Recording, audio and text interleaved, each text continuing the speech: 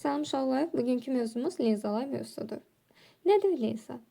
Hər iki tərəfdən çökük və ya qabarıq səthlərlə hüdudlanmış şəffaf cisimlərə biz linza deyirik.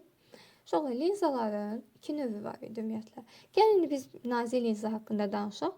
Qalınlığı ölçülərindən çox kiçik olan linzalara biz nazik linza deyirik. Şüalar linza üzərinə düşdükdə sınır və nəticədə cisimlərin xəyalı alınır. Linzalar özü də bayaq dediyim kimi iki yerə ayrılır. Toplayıcı linza, bir də səpici linza. İlk öncə baxaq toplayıcı linzalar haqqında. Uşaqlar fikir versək, toplayıcı linzalarda ortası kənarlarından qalın olan linzalara baxırıq. Hər iki tərəfi qabarıq linza, müstəvi qabarıq linza, çökük qabarıq linza. Bizim linzamızın, toplayıcı linzanın şərti işarəsi ümumiyyətlə bu şəkildədir. Baş optik oxumuz var burada, bir də optik mərkəzimiz var. Optik mərkəzimiz O nöqtəsidir, baş optik oxu birazdan tanış olacaq. Səpici linzalarda isə hər iki tərəfi çökük ola bilər, müstəvi çökük ola bilər və yaxud da iki tərəfi çökük formada olmuş ola bilər. Bu da bizim səpici linzamızın şərti işarəsidir. Yəni, oxları nə zaman içəri doğru, yəni ucları kənara doğru görsəniz, bilin ki, orada səpilib. Bu isə toplayıcı linzadır. Toplayıcı linzanın fokusu haqqında danışaq. Uşaqlar, linzanın üzərinə baş optik oxa paralel düşən işıq dəstələri linzada sındıqdan sonra baş optik oxun üzərində müəyyən bir nöqtədə kəsişirlər. Baş optik ox nədir ümumiyyətlə? Burada ümumiyyətlə ən önəmli məsələ nədir bu mövzuda? Fərqləndirməyi bacaraq ifadələri. Bax, baş optik ox budur. Buradan keçən ox. Görürsünüz? Baş optik ox budur. Optik mərkəz deyəndə isə buradakı mərkəzimizdir. Fokus deyəndə isə artıq gəlir bizim bu F-imiz. Bunlar fokusdur. Fokus məsafəsidir. Yaxşı, 2 qat fokus isə təbii ki, 2 F-imiz olacaq. Yəni, bunlara sadəcə diqqətlə baxmaq lazımdır. Deyir ki, linzanın üzərinə baş optik oxa paralel düşən işıq dəstələri görürsünüz, paralel gəlir. Görək buradan şüalar paralel formada gəlir. Deyir ki, sındıqdan sonra baş optikin oxun üzərində müəyyən bir nöqtədə kəsişir. Gəldilər, linzaya düşdülər, sındılar həqiqətən də, bir dənə deyir yerdə kəsişir. Bu nöqtəyə linzanın fokus nöqtəsi deyilir. Bax, bu F-imiz bizim artıq linzamızın nəyi oldu? Fokus nöqtəsi oldu və bunu diqqətlə yadda saxlamaq lazımdır. Toplayıcı linzalarda fokus məsafəsi həqiqi olur. Bu fokus nöqtəsidirsə, buradan artıq deməli, linzaya qədər olan məsafəyə biz deyirik fokus məsafəsi. Ümumiyyətlə, fokus məsafəsi həqiqidir. Çünki linza üzərinə düşən şüaların özləri kəsişdi. Onların uzantıları kəsişmədi. Şüalar həqiqətən də fikir versək, gəldi, düşdü, sındı, bir yerdə kəsişdi, daha doğrusu F-dən keçdi. Onların neyə? Baxın, şüalar özləri kəsişir. Fikir versiniz, bütün gələn şüaların hamısı özləri kəsişdi. Linzada optik mərkəzdən eyni uzaqlıqda hər iki tərəfdə ümumiyyətlə nə yerləşir? F və 2F, yəni fokus və yaxud da 2 qat fokus yerləşmiş olur. Gələk səpici linzaya. Deyir linzanın üzərinə baş optik oxa paralel düşən işıq dəstələri linzada sındıqdan sonra onların uzantıları baş optik oxun üzərində müəyyən bir nöqtədə kəsişir. Həqiqətən də şüanı gətirdik. Burada neynədir? Sındı, getdi. Özü getdi, sındı, getdi. Amma onun uzantısı neynədir? Müəyyən bir nöqtədə kəsişdi. Bu şüanda gətirdim. Özü sındı, getdi. Uzantısı burada kəsişdi. Bax, bunlarda da eyni şəkildə. Yaxşı, bunların uzantılarının kəsişdiyi yerə nə deyirik? Yenə də linzanın fokus nöqtəsi deyirik. Yenə də burada bizim nəyimiz imiş deməli? Burada F imiş. Burada da sadə şəkildə baxa bilərik ki, əgər mən buradan bir şüa gətirsəm, bu şüa buradan sınaraq səpiləcək, səpici linza olduğuna görə onun nəyi buradan keçəcək? Uzantısı keçmiş olacaq. Yenə aşağıdan da bir dənə şüa gətirim. Neynəyəcək? Səpiləcək. Səpiləcəksə onun uzantısı hardan keçəcək? Uzantıların kəsişdiyi yerə biz fokus məsafəmiz deyirik. Burada da yenə də eyni şəkildə F-imiz və 2F-imiz, yəni fokus məsafəsi və yaxud da fokus nöqtəsi daha doğrusu və yaxud da 2 qat fokusumuz var. Uşaqlar, gəlir əsas məsələyə. Deyir ki, linzanın optik qüvvəsi. Bax, sizdən istədiyim bir dənə budur ki, Uşaqlar, ümumiyyətlə qüvvə deyəndə təbii ki, bizim həmişə ağlımıza F gəlir. Yəni bu ta Newtondan bura qədər nə vaxt qüvvə demişiksə ağlımıza F gəlir. Amma bu dəfə F gəlməsin. Bayaq da dedim ki, hər şeyin öz adını bilmək önəmlidir. Adı bilməyəndə istər-istəməz hər şey burada qarışdırırsan. Fikirləşin uşaqlar. Dedim ki, baş optik oxumuz var. Uşaqlar fikir versək, baş optik oxumuz buradadır. Optik mərkəzimiz buradadır. Fokusumuz budur. İkiqat fokusumuz budur. Yəni biz F-ə nə dedik? Dedik ki, fokus. Yəni fokus məsafəsi. Biz burada qüvvə demədik ki. Deməli linzanın optik qüvvəsi F deyil. Uşaqlar, linzanın optik qüvvəsi D ilə işarə olunur. D bərabərdir 1 bölünsün F. Ay sağ ol. İndi baxırıq ki, deyirik, linzanın fokus məsafəsinin tərsi optik qüvvə adlanır. Yəni optik qüvvə burada F deyil. Yenə də deyirəm, F sadəcə olaraq bizim fokus nöqtəmiz, fokus məsafəmizdir. Optik qüvvə D ilə işarə olunur, böyük D özdə. Böyük D bərabərdir 1 bölünsün F-ə. Təbii ki, biz baxırıq, burada bizim F-imiz nə idi? Qüvvə deyildi ki, yox. Qüvvə deyil. F nədir? Dedik, fokus məsafəsi. Məsafədirsə, məsafənin vahidi nə olar? Metr olar. Ona görə də biz deyirik ki, burada D-nin vahidi nədir? 1 bölünsün metrdir. O da 1 dioptriyaya bərabərdir. Təbii ki, metr sözünü orada gördüksə, məlum məsələdir ki, bu nə ilə ölçüləcək? Xəttkeşlə ölçüləcək. Uşaqlar, yadda saxlayırıq. Önəmli məqamlardan biridir. Toplayıcı linzanın fokusu sıfırdan böyük olduğuna görə, görürsünüz uşaqlar, bunun səbəbi nədir? Görürsünüz, bu sıfır nöqtəsi. Buranı bir ədəd oxu kimi düşünsək. Sıfır nöqtəsi buradadır, düzdür? Baxın, harada fokus yerləşir? Sıfırdan sağda. Biz də bilirik ki, ədəd oxunda sıfırdan sağ tərəf müsbətdir, sol tərəf mənfidir. Amma burada baxın uşaqlar, bu bizim o nöqtəmizdir, düzdür? Sıfır nöqtəmizdir. Burada da ədəd oxu çəkək. Bu bizim sıfır nöqtəmizdir. Sıfır buradadırsa, bizim fokusumuz harada yerləşib? Burada. Yəni mənfi F kimi düşünə bilərik. Ona görə də, yəni belə yadda saxlayın. Toplayıcı linzada F-imiz sıfırdan böyüdür. Səpici linzada isə ümumiyyətlə F sıfırdan kiçikdir. Yaxşı, uşaqlar, əgər bir ədədi mənfiyə bölürəmsə, buradakı ədədimiz nə olacaq? Təbii ki, mənfi olacaq. Deməli, səpici linzada D mənfidir, amma toplayıcıda müsbət, D-imiz müsbət olacaq. Uşaqlar, bir şeydə diqqət edək.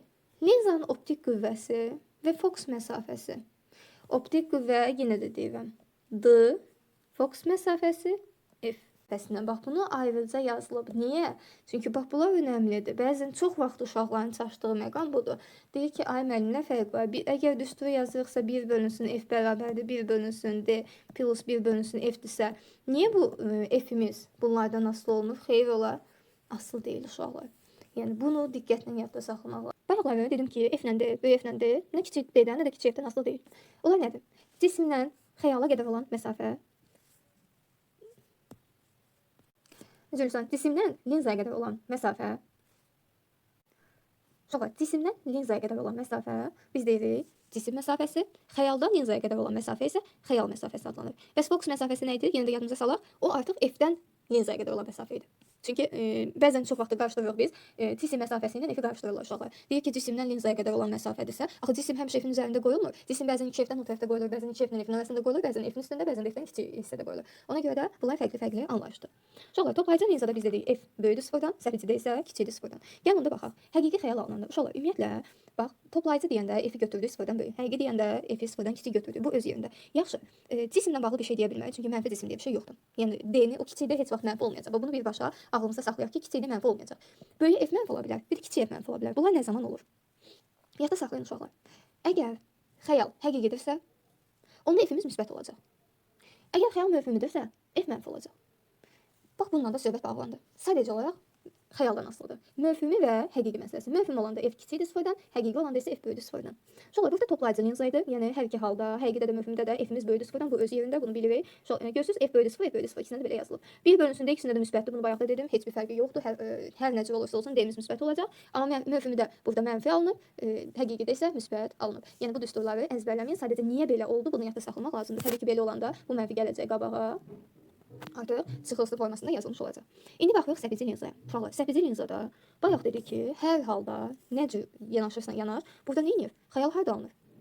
Mövhumi alınır, uzantıları kəsir. Həmişə bu belədir. Səpəci həmişə uzantı kəsir. Amma toplayıcıda fərqli ola bilirdi. Toplayıcıda bax burada qoysam cismi həqiqi alınır. Burada qoysam həqiqi, burada qoysam həqiqi. Artıq gəlirəm bu tərəfə keçəndə, F-dən kiçik doğru gedəndə bax bu hissələrdə artıq nə olurdu? Uzantı kəsirdi. Orada mövhumi alınırdı. Yəni orada bu mənfi yazırdı.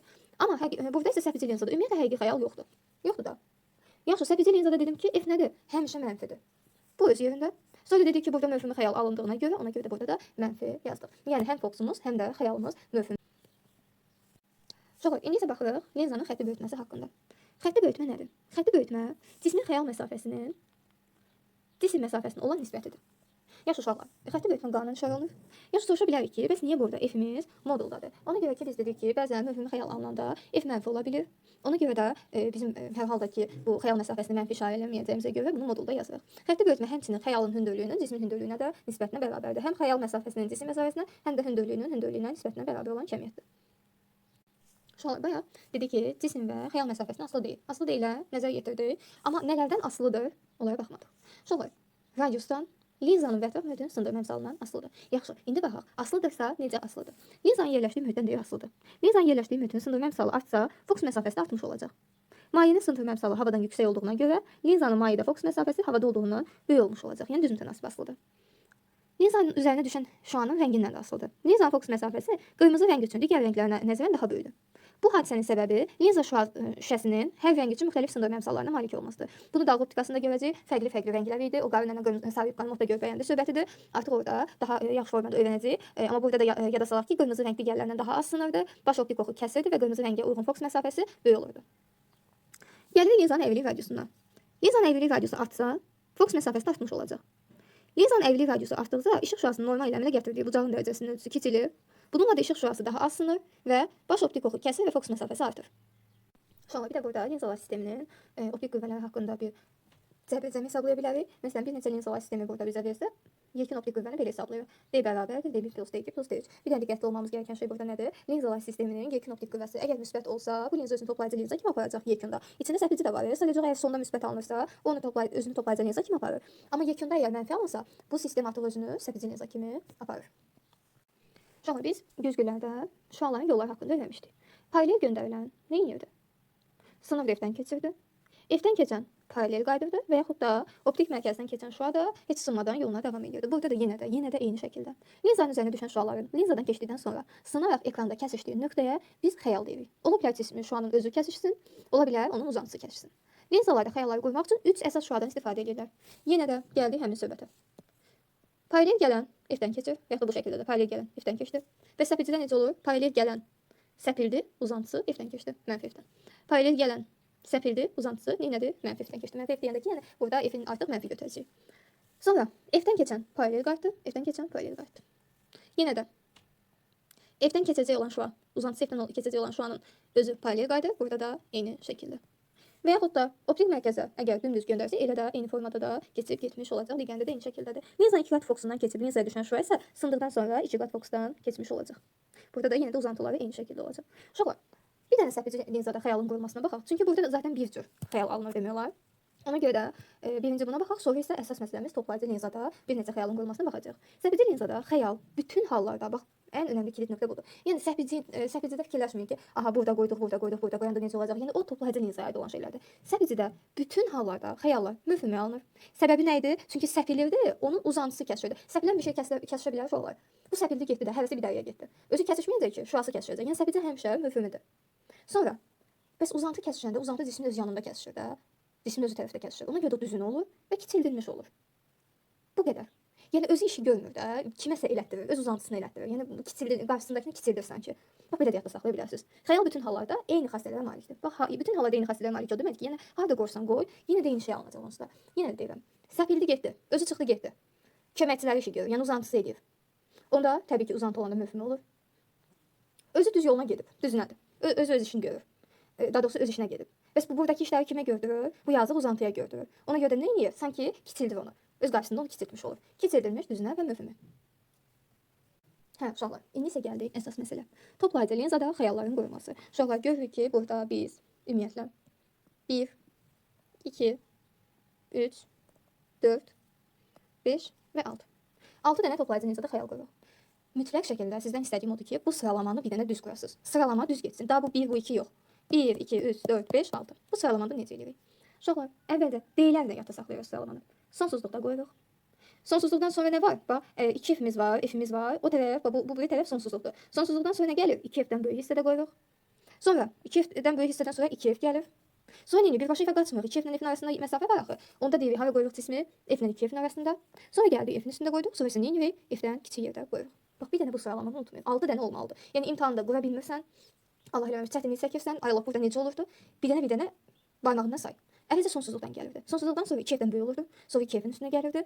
Sonra f-lə 2f-in arasında olurdu. Sonra f-in üstünə, sonra isə f-dən kiçik, artıq linza ilə f-in arasında sıxışıb qalırdı. Daha ondan kiçik hissəni biz öyrənməmişik. Uşaqlar, gələk bura. Birinci halımız sonsuzluqdan gəlirsə. Uşaqlar, biz bilirik ki, paralel gələn şüalar harda kəsişir? F-də kəsişir. Bax, hamısı gəldi paralel, F-də kəsişdi. F-də neynədir? Nöqtə şəklində xəyalımız alındı. Təbii ki, bu toplayıcı linzadır. Xəyalımız, daha doğrusu cisimlərin özü kəsişdiyinə görə xəyal həqiqidir və nə şəklindədir? Nöqtə şəklindədir. Bu öz yerində. Bu sadə idi. Gəldik ikinci. Deyir, cisim linzanın 2F-dən arxada yerləşir. Dedik, sonsuzluqdan sonra nə gəlirdi? 2F-dən arxa hissə. Yaxşı, 2F-dən arxada yerləşəndə nə baş verir? Baxaq. Paralel gələn şüamız sındı, F-dən keçdi. Və yaxud da F-dən keçən şüamız nə edir? Sınır, paralel gedir. Biz təbii ki, o mərkəzinə də şüa göndərə bilərdik axı. O da eyni şəkildə. İstəsəz şüalar ortadakı şüanı çəkməyin, ehtiyac yoxdur. Bu iki şüanla da biz birbaşa xəyalı qurmuş oluruq. Fikir versək xəyalımıza. Cisim nə boydaydı? Baxın. Xəyal necə alındı? Balaca. Yadda saxlayın. Nə qədər cisim uzaqda yerləşsə, onun xəyalı kiçik alınır. Bunu belə yadda saxlayın. Ən uzaq nədir? Sonsuzluq idi. Ən uzaqda olanda xəyal nə alındı? Çox cıqqılı balaca nöqtə qoydu. Təbii ki, biraz yaxınlaşdırsa, biraz böyümüş olardı. Yəni tam böyümüş olmayacaq ki, ani momentdə. Yəni gözsüz xəyal kiçildilmiş alındı. Ümumiyyətlə bu linzada bir dənə nöqtədə sadəcə olaraq düzünə xəyal alınır, qalanları demək olar tərsinə alınır. Uşaqlar, deyirik ki, xəyal həqiqi alınır, çünki şüaların özləri kəsişdi. Tərsi nədir? Bunların hamısı demək olar belə olacaq. Kiçildilmiş oldu. Kiçildilmiş olmasını bayaq izah elədim. Necə yadda saxlaya biləcəksiniz? Nöqtədən sonra hər halda kiçik olar da. Bəs kiçildilmiş xəyal bizdə harda alınır? Təbii ki, fotoaparatda biz böyük bir dağı, nə boyda bir dənə dağı fotoaparatda kiçildirir, kiçik bir cisim kimi görürük. Üçüncü nədir? Uşaqlar, artıq biz bayaq dedik ki, kefni not F-də qoymuşduq, düzdür? Hə, indi növbə gəldi kefnin üstünə qoymağa. Baxaq şüalarımız necə gəlir? Paralel gələn sındı, fokusdan keçdi. Bir də daha burada bayaqlar dedik ki, fokusdan gələn artıq necə olacaq falan, onu da çəkə bilərik, heç problem yoxdur. İndi isə deməli, o mərkəzindən keçən oxa baxır, ya da istəsəniz, bəs müəllimə o da olurdu axı. Desəz elə də eləmək olar. F-dən gələn şüamız isə sınaraq nə edəcək? Biraz şüanı əyri çəkdim. Bu F-dən gələn şüamız da sınacaq, hardan keçsə belə paralel gedəcək. Yenə də bunların kəsişmə nöqtəsi har olacaq, bu hissəmiz olmuş olacaq. Uşaqlar, fikir verin. Yadda saxlayırsınız. Yeganə 2F-dir ki, elə 2F-də qoyulan cismin xəyalı da hələ 2F-də alınır. Bayaq kiçik idi, artıq özü boyda olmuş oldu. Yenə də həqiqidə özləri kəsişib. Tərsi nədir? Bayaq dediyim kimi özü boydadır. Yeganə özü boyda olan budur. Keçdik dördüncü halımıza. Uşaqlar, nöqtə şəklində idi. Sonra kiçik alındı. Nöqtədən biraz yuxarı kiçik. Sonra özü boyda alındı. İndi nə edəcək özü boydadan sonra? Artıq böyüməyiz başlayacaq. Uşaqlar, indi isə keçirik artıq 2F-lə F-in arasında cismi qoyduq. Təbii ki, burada yenə də paralel gələn şüa F-dən keçəcək. Mərkəzdən keçirdiyimiz şüa isə bu istiqamətə gedəcək. Yenə F-dən də şüa göndərə bilərik. Onda bu nə edəcək? Paralel formada gedəcək. Yenə də uzantı harda kəsişdi? Burada kəsişmiş oldu. Uşaqlar, onda deyirik ki, artıq bizim xəyalımız buradan aydın şəkildə görünür ki, nə formada alınır. Bax, cisim özü bu boydaydı, xəyal isə bu boyda. Yəni xəyal nədir? Böyümüş oldu. Cisim yenə də həqiqidir, çünki şüaların özləri kəsişib. Tərsi nədir? Bayaq dedim, burada əksəriyyət tərsinə olacaq. Böyüdülmüş xəyal alındı. Yaxşı, böyüdülmüş xəyalı biz harda alırıq? Proyeksiya aparatında almış oluruq. Gəldik 5-ciyə. Artıq cismi nədir? F-in üzərində qoyduq. Yenə də paralel şüa F-dən keçir. Digər hardan keçir? Mərkəzdən göndərdik şüanı. Onda uşaqlar, F-də qoyduğumuz isə sonsuzluqda alınacaq. Bunu necə yadda saxlayırıq? Sonsuzluqdan gələn F-də alınmamışdı. F-də qoyulanda sonsuzluqda alınmış olacaq. Bunun haqqında, xassələr haqqında heç bir şey məlum deyil. Burada xassələrdən danışmırıq 5-cidə. Gəldik 6-cıya. Kiçik bir hissədə qoydum cismi. Bax burada. Paralel göndərdim. Gəldi F-dən keçdi. Uzantısı yuxarı doğru qalxır. Yaxşı, bəs buradan keçirdiyimin uzantısı nə edəcək? O da yuxarıda. Baxın uşaqlar.